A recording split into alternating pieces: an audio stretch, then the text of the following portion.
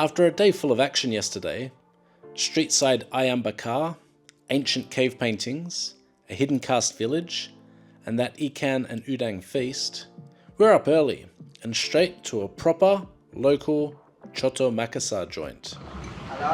Hello. Hello. Can we do a choto Makassar? Dua. Makasih. Terima kasih. Oh, sorry. Sorry about the background light. I'm very sorry. Are you sorry as well? No. Alright, so I'm sorry and Rich is not. Terima kasih. Terima kasih. Alright. Alright, so Choto Makassar. Please don't worry about the audience, Rich. No, please. Ignore them. I generally do, but Yeah. that's what you've told me to do. Yeah. Actually, normally you're one of them. So yes, you're actually ignoring yourself, which is fine. That's fine. Yeah. So this is Choto Makassar. Now, you know what I'm wondering? And this is gonna fascinate you to no end. So normally the soups in Indonesia is called soto. Yeah. Right? But then over here, they've replaced the S with C, and then C is pronounced ch. So it's like choto, and I'm not sure why. Why is that? Please let me know. You don't know, do you, Rich? No. Now this choto Makassar, it has a peanut base. So it's like a peanut soup, I guess. And this is just straight daging sapi, no offal, just meat, which is nice and easy. So I'm gonna add some sambal. Would you like me to add some sambal to yours, Rich? Yeah, I've tasted it now, so we can do it. I feel like it needs something. And then we've got some lime as well. So let's see how that goes. All right, that's much more flavoursome. How is it with the sweet? The ketchup mayonnaise Yeah. makes everything beautiful. Really? You have a sweet tooth, Rich. I do. I might add a little bit of ketchup on this too, just a bit. All right, let's try that. All right, we're in the ballpark now. So this choto Makassar is actually very subtle here. It's like a nice undercurrent of peanut. So the ketchup we're going to add as well for our carbohydrates. So now we have a complete meal, which is important because we have a long ride today. We're going to go up to Pare Pare. We're going to stop there, check out a traditional market. We're hoping that it's still going to be open. And then we're going to go up into the mountains. So we saw some great points of interest yesterday, but we didn't make a lot of progress. We're actually only an hour and a half north of Makassar, and that's because we went inland and we saw a couple of really cool things. And so we just kind of ended up in this town because this was about the right time to, we were done with riding at this time. So hopefully we'll make a few more Ks today, and we'll get a bit further north, closer to our main destination. All right, let's get stuck in. Do you notice, Rich? I'm sure you don't. Because I'm right-handed, but I'm eating with my left hand.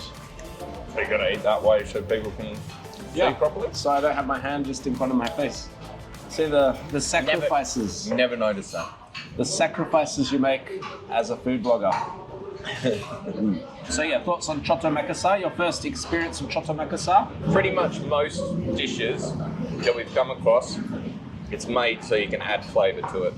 So it'll give you subtle flavours, but you've got to add your spice and your ketchup mayonnaise. They allow for people to make their own taste. Yeah. Same with like your phoes and stuff like that. Yeah, and I think that's right. Yeah, you just cater it to your taste buds.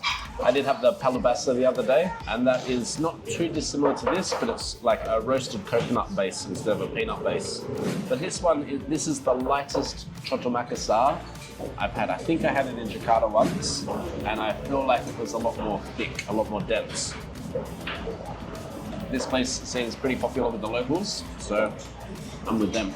All right, so after this, we're gonna hit the road, and hopefully we don't stop until Pare Pare. So, see you there. You gotta love Indonesia's diverse soup culture. We fire up the bikes and head north out of town. Today's route, highway to Pare Pare, then turn inland to Enrekang. The The remainder of the morning we spend overtaking trucks. To our left and right is prime agricultural land. Flooded fields and whitefish drying in the sun. Eventually, we pull into Pare Pare city, and I'm struck by this sight. It's BJ Habibi floating mosque, another surreal and interesting building. A quick swing through Lekasi traditional market, alive with the buzz, organised chaos, and energetic vibes that you might expect. Hello. Hello.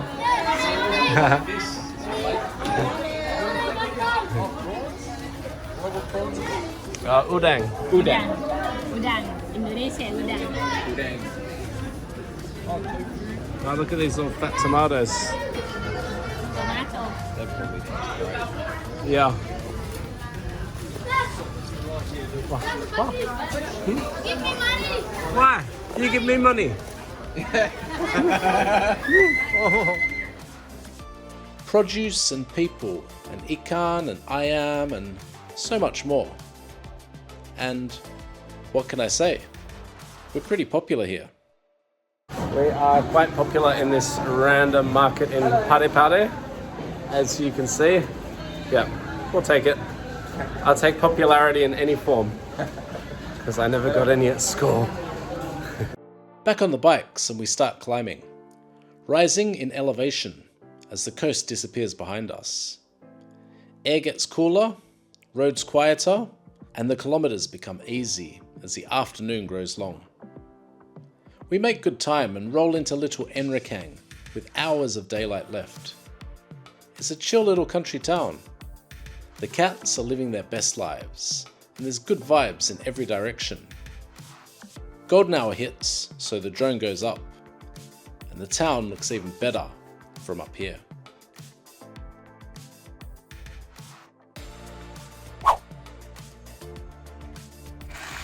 Back at ground level, and word spread fast about Rich's razor-sharp, supermodel, Duke Nukem-esque jawline. So, no avoiding it. It's photos all around. Hello, everybody. Hello.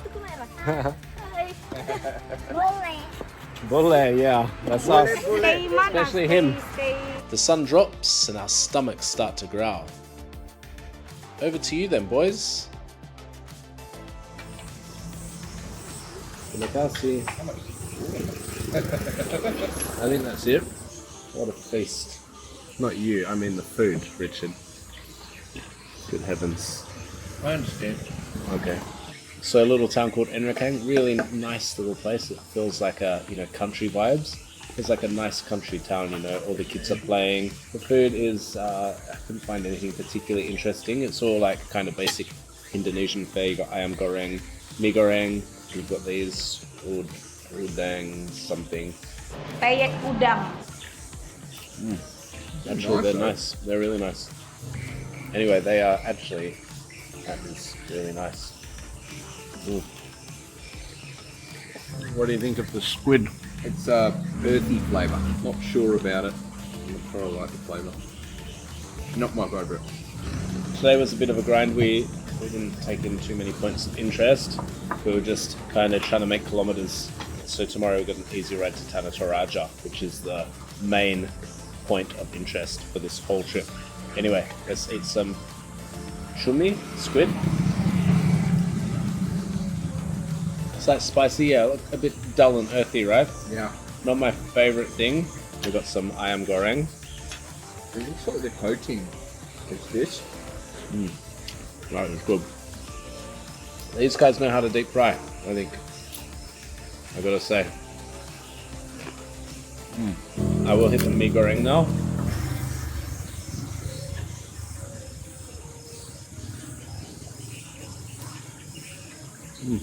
This has interesting kind of Chinese flavour, I would say. It's like a Chinese stir-fried noodles. It's got like a predominantly oyster sauce gravy. It really reminds me of like a Chinese stir-fried noodle. There's all midges in the rice. Yeah, this place is a little bit alive. But yeah, it is what it is. And tonight the food is it is what it is again. Nothing too interesting. There is this little side soup. It tastes like fried onion. So there was a story from today on the ride. So I've ratchet strapped my bag to my bike and I went below my seat. The actual strap kind of migrated towards my shock absorber, and I think the heat from the shock absorber cracked it. So it completely ripped the ratchet strap and the bag completely fell off the bike. And I was completely unaware that this had happened. So my hero, Richard, who was riding close behind me, saw my bag fall off and, grabbed it. And I was a kilometer down the road before I realized I had lost him. So I just stopped and waited for him. And he came back and I was about to ride off and was like, "You're missing something?" That was my bag. Luckily I had taken my laptop out. I had taken my cameras out. They were all in a different bag or under the seat. So I was well prepared for this eventuality. But yeah, I was just not expecting that strap to break. So I've tied it up and I've attached it in a different way, so hopefully that won't happen again. If I was traveling alone, possibly the bag was gone by the time I got back, who knows. Hey kitty. These kitties are so nice to us. Whenever we're eating, they just wanna talk to us. Such sweet cats. Alright, see you tomorrow. Belly's full, we walk through dark streets, back to our lodgings. And it looks like we picked up a cute little clingeron. Can we keep him, Rich? Can we? No. Tomorrow, get ready, because we're about to cross into Tana Toraja Regency. Expect 2 absolute banger meals and our first proper taste of Toraja culture. So, until then.